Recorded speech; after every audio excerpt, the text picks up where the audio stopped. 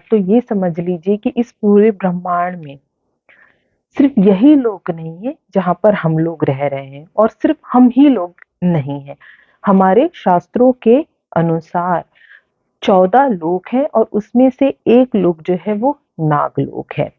हमारे शास्त्रों के अनुसार हम देवी देवता, यक्ष, नाग, दिक्पाल, गंधर्व और ग्राम देवता, कुल देवता, इन सब की पूजा करते हैं, और ये सब देवी देवताओं के ही अंतर्गत आते हैं और ये सब पूजनीय होते हैं।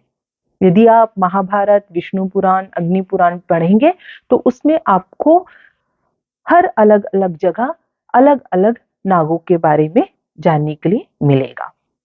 और आपको ये पता ही होगा कि ये जो नाग हैं ये कश्यप मुनि के पुत्र हैं। मतलब वही कश्यप ऋषि जिनसे हमें 12 आदित्य मिले, उन्हीं के जो पुत्र हैं ये जो नाग हैं। अब बात ये होती है कि ठीक है, लेकिन ये नाग पंचमी के दिन नागों की जो है वो पूजा क्यों करनी चाहिए? देखिए, नाग पंचमी श्रावण माह में पंचमी तिथि को मनाई जाती है। हमारे यहाँ जो है वो 8 टाइप के नागों की पूजा करने के लिए बताया गया है नाग पंचमी के दिन।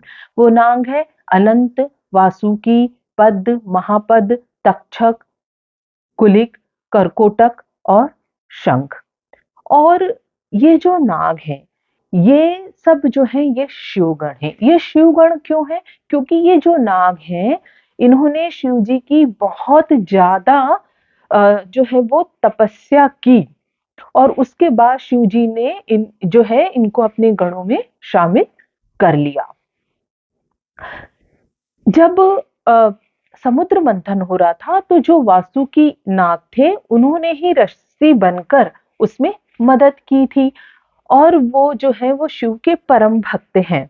इसलिए शिव भगवान उनको जो है वो अपने गले में हार की तरह धारण करते हैं।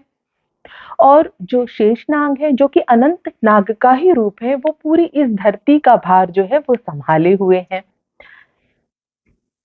अब टेक्निकल तरीके से अगर आप देखो तो राहु जो है वो सर्प है और केतु जो है वो नाग है।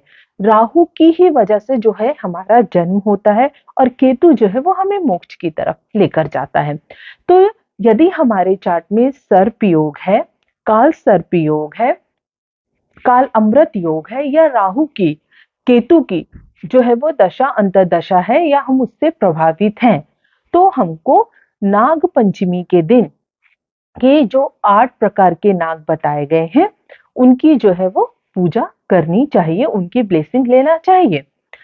इस दिन हमको शिव जी की भी जो है वो पूजा करनी चाहिए। क्यों? क्योंकि शिव जी को जो है नागेंद्राय हराय कहा गया है। जब आप शिव पंचाक्षरी स्तोत्र सुनेंगे तो वहां पर ये लाइन आपको सुनने के लिए मिलेगी, तो आप शिव पंचाक्षरी स्तोत्र का जो पाठ इस दिन कर सकते हैं। दूसरी बात, शिव जी के नागेश्वराय रूप की आपको इस दिन पूजा करनी चाहिए। नागेश्वर जो ज्योतिर्लिंग है वो शिव जी के इसी रूप से जो है वो लिंक है। इस दिन आप ओम नमः शिवाय, नमो नागेश्वराय का भी जो है वो जाप कर सकते हैं। तो क्योंकि ये शिव जी के ही गण है, इसलिए इस दिन आपको शिव जी की जो है वो पूजा करनी चाहिए। वो कि कैसे पूजा करनी है, इसके बहुत सारे तरीके। कुछ लोगों के पास नाग की मूर्ति होती है, किसी के पास फोटो होती है, कभी कभी कुछ लोग चांदी या सोने के नाग बना के घर पे रखते हैं। कुछ लोग जो है वो गोबर से नाग बना लेते हैं, प्रतिमा प्रतीक बनाते हैं, उसकी पूजा करते हैं। कुछ लोग एक पटा लेते हैं, उसमें चाक से या हल्दी से ये जो है नागों के प्रतीक बना लेते हैं 8, और उनकी जो है वो उस दिन पूजा करते हैं। तो आप इस तरीके से कर सकते हो पूजा, जैसे आप सभी देवी देवताओं की करते हो। जल चढ़ा के, कुमकुम, फूल चढ़ाकर, नारियल चढ़ाकर आपको इस दिन इसी तरीके से पूजा करनी चाहिए और नागों से ब्लेसिंग लेनी चाहिए। क्योंकि अगर चार्ट में सर्प दोष है, राहु से परेशानी चल रही है, तो ये नाग ही है जो आपको ब्लेसिंग देंगे और इससे जो है वो आपको बाहर निकाल सकते हैं। जय श्री राम।